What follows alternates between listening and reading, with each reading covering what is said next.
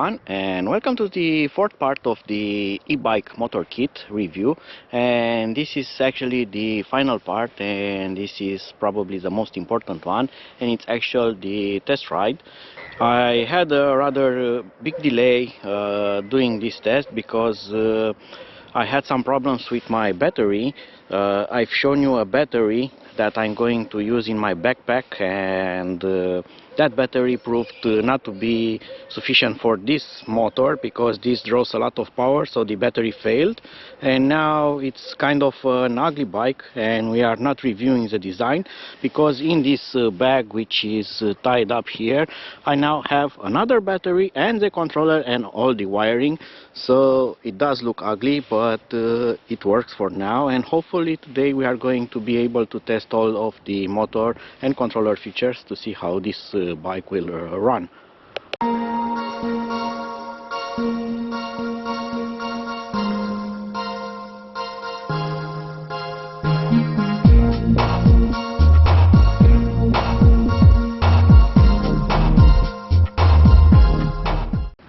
And there are several things that we are going to test. We are going to see how the assisted mode works with all the available levels up to 5 assist modes here.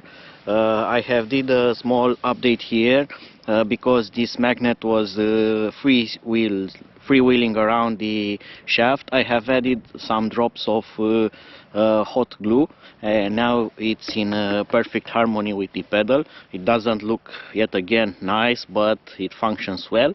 And I want to see how the assisted mode works.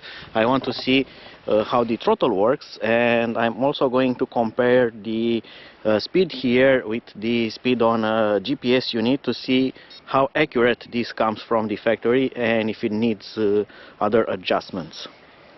Regarding the dynamics of the bike, I must tell you that I weigh over 90 kilograms, and I also have this backpack which has around 5 kilograms, and I weigh over 90 kilograms naked, so with the clothes, the shoes and the protection equipment such as helmet and all the others, I'm probably over 100 kilograms riding on the bike.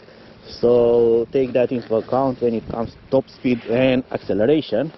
Probably they are not going to be stunning, but nonetheless I hope that they are going to be sufficient. And let's now see how this thing rides. So I'm going to power it on, and I'm going to select first assisted mode, and let's see how this goes. And it picks up my pace right away. It doesn't have a big delay, which is very nice. You might know from my Fidu e-bikes review that those bikes had a terrible delay, so you had to pedal a few seconds, about 2 seconds actually, and put all the effort in for the motor to start. Well, this one starts in, let's check again, so it starts from about half the turn of a pedal, so half a circle, and that's very good because it starts right away.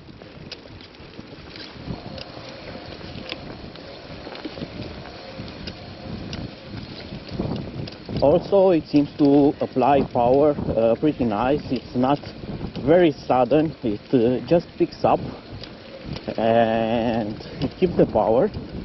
It's interesting that you have here a power meter which reacts very fast to the power draw, and while I'm on the first gear of assistance, I see this running at the rather same amount of power constantly. And this might mean one thing, but we are going to test that. It means that this is a smarter way to assist your bike.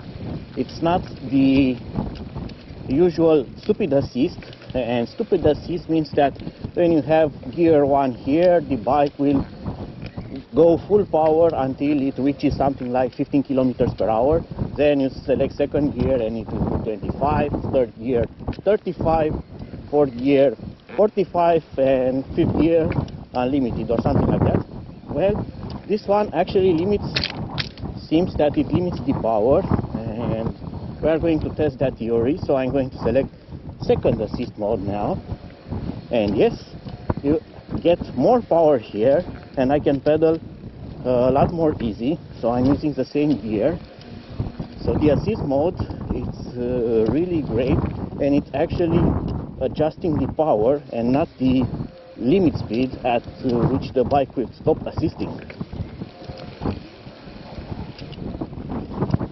And another way to test this theory is I'm going to select the first assist mode, and I'm going to go into very high gear on this rough terrain, and that will make me use a lot more power by myself, and the bike will not be able to get to the full speed.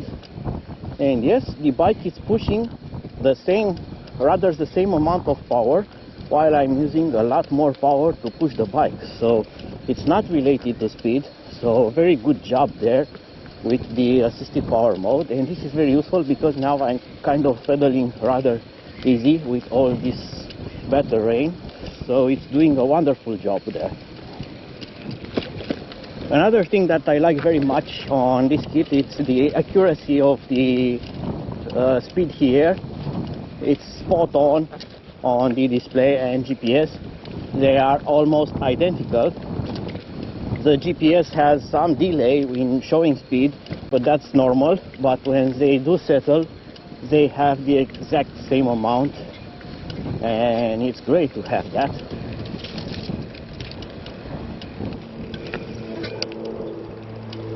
And now we are in some kind of bad situation here. It's not going to get pretty.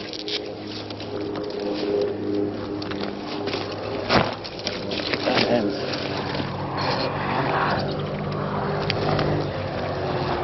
wow, that power is really nice, but the bike is actually blocked with mud, and it passed through that with flying colors. But look how nice it looks. It simply got blocked in here with mud, and the motor had power to pull it out, but as you can see, the battery is starting to already lose power because this motor draws insane amount of power. It takes now 400 500 watts of power just to pull me through this rough terrain, and that's not very good for my second battery, which is of course another do-it-yourself recovered battery. So not very smart, but hopefully it will take the abuse and let me finish this review. I'm not going to talk a lot about the bike because this bike is very old. It has something like 15 years probably, and when I bought this bike it was rather expensive for that time, although most components were unknown with no real brands, although it did have Shimano shifters and Zoom components, and at that time they weren't so famous or so good except the Shimano, but they are entry level. Although this bike has kept up really nice through all those years, but still it runs nice, suspension works okay, and with all this added weight it actually feels very good. The brake stops it really nice, but they make a horrendous noise when you have some speed. It's like stopping a semi-truck that it's using its air horns. It's simply terrifying when you brake. It makes a huge sound, but it scares the pedestrians away, which is nice, and I like that.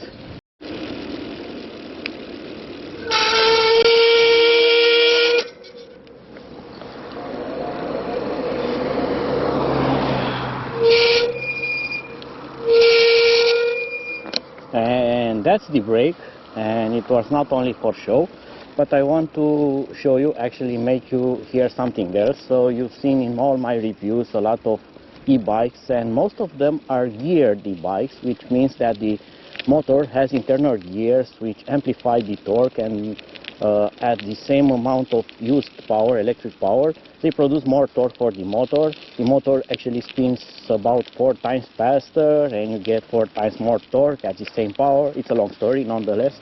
But on this bike, this has a hub motor, direct drive motor, and there are no internal gears for it to work. It simply drives the external case of the motor. It's a direct drive, and this makes it completely silent. So I am accelerating, and you just hear the hum of the motor, the electricity flowing through the coils of the motor, which is really nice sounding. But there is no grinding gears noise, which sometimes drive you mad on that kind of bike. This is really nice. You simply hear the power, and that's it. It's not very noisy. And now it's time for a speed test while I still have enough battery power. Let's see how this goes and how fast it will go. And let's start it up. Full accelerator power. Acceleration is really nice. So already 38.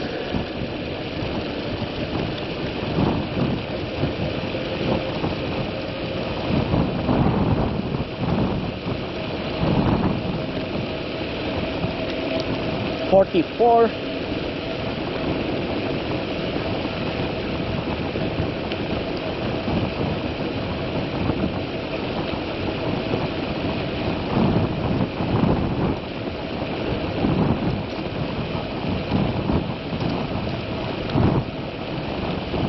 And that's kind of the speed that you get with 100 kilograms, and this road is going slightly uphill, so it's not the best way to test the speed.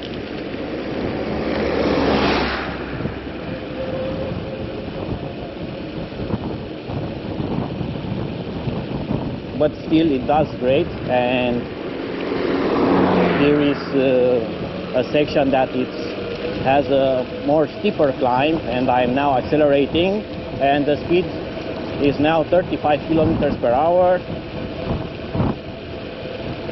The bike feels really nice.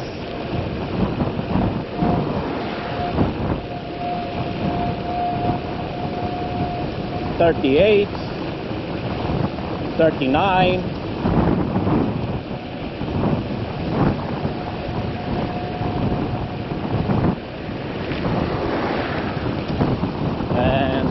That's what you get from it. If you want more speed out of this e-bike, as you can see here on the watt meter, after I get something like 1000 watts of power, after some time the power decreases to something like 700, and the power will not go further than that. There are two reasons: because I'm using a BMS on the second battery that doesn't have a lot of output current. It has just burst current for a limited period of time, and after that it has a protection that will limit the current flow, so I cannot push all the power into the motor for a long time, because the BMS will overheat and enter in protected mode. So I have a limit on the battery. Also, if you want to get a lot more faster on this bike, and that means something like 60 kilometers per hour, you have one trick. The controller and the motor will work really good on 52 volts nominal, and I'm using a 48 battery. The kit is sold as a 48 volt kit, but the producer told me that you can use 52 volts with a note of caution. You need to check if the motor will not overheat, in cases you are using it on a very heavy bike or you are very heavy. But if you weigh less than me, you have a nice bike, then there are not going to be any kind of problems running this on 52 volts, and you are going to get a lot more speed on that.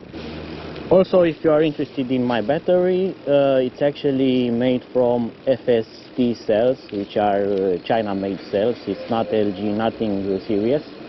and they are rated for 2400 milliamps. It's a 4 in parallel 13 series battery, so it has a capacity, nominal capacity of around 9600 milliamps. So it's a very small and light battery, and this should not provide me with a very big range. I've calculated from my experience and the weight and how the bike handles, and I should get about 30 kilometers from this small battery, because also the discharge current of the FST cells is rather limited, so you lose a lot of their capacity if you draw a big current from them, and that's going to drain them very fast.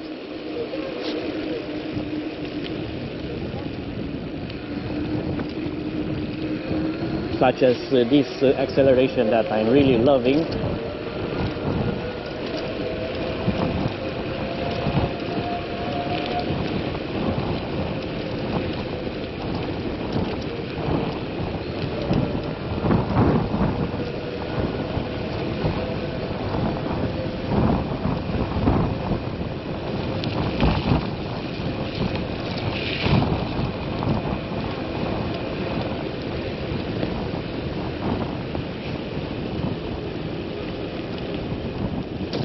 But as you can see, the battery is now already showing half, which is not very good, because I did something like around 10 kilometers, because this was not reset. This is total, and I had something like 6 kilometers before doing tests, 6 point something, somewhere around that.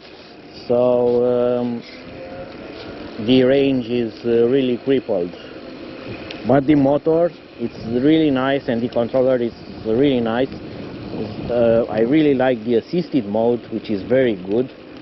And let's see on the 5th level of assistance, how much power do you get? Well, you get all of it. So now I'm pedaling without doing any effort, but this is giving me more than 1000 watts, and I'm out of gears. I need to change my gears, and I'm going to select top gear. This is a 3x7 gear system, and let's see how this goes in traffic, kind of traffic, because it's horrible. Let's see now, combined power.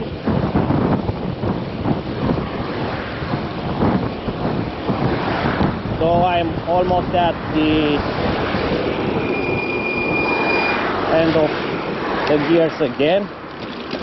So it was something like reaching 40 kilometers per hour, and that seems to be all that I can with this gear.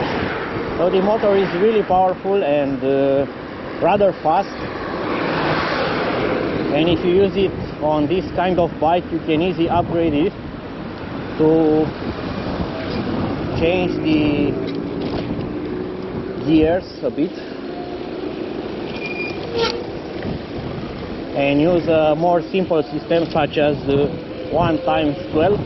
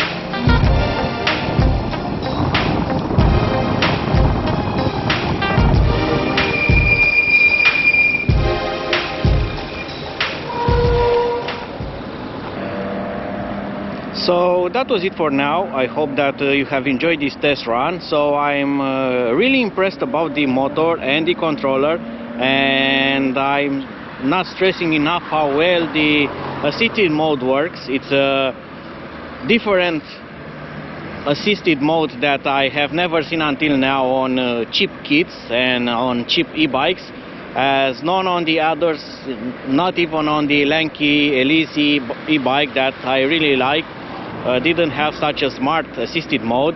On the Lanky Elise is based on top speed, so the gears where you set on the controller are controlling the top speed at which you are going to get assisted. But on this one you actually adjust the power that will assist you, and regardless of what the gear you have selected, and if it's low gear or high gear, the motor will not use more than the set amount of power for that gear level, which is really nice because this helps you save a lot of power if you are using it on assisted mode. And having a lot of magnets there on the sensor also makes it a very responsive system. Another thing that I like is the motor itself. Besides being very quiet because it's not geared, and that's obvious, it has a really good amount of torque. It pulls very good, it gets you up to speed, and this is simply cold as it's outside. Well, the weather also helps because it's cold outside right now, but with all that off-roading and going through mud and not going in the perfect conditions, the motor is still cold, which means that it will do really well on 52 volts if you upgrade the battery, and that will be a very big plus for this kind of system. And on the other hand, everything works perfectly. Beside the assist, the brake sensor works really nice if you adjust it properly. Speed is indicated properly, no need to adjust the wheel diameter. You get this nice power meter which helps you know how much power you are pulling from the battery in case you want to go economically, or know the limits of your system, which is really nice. There is one thing I recommend: in case you are getting the twist throttle, I advise you to not use the revo shifter. Get a pedal shifter like I've shown you in the videos with the assembly of the kit. You can find those somewhere here. It's going to be a playlist with all of those videos. So combination with twist throttle and twist shifter, it's not the perfect one, it's not the most ergonomic one. So let me know if you have any kind of questions, and I'm going to try to answer them as best and as fast as possible, like I always do. Until my next video, see you and bye bye.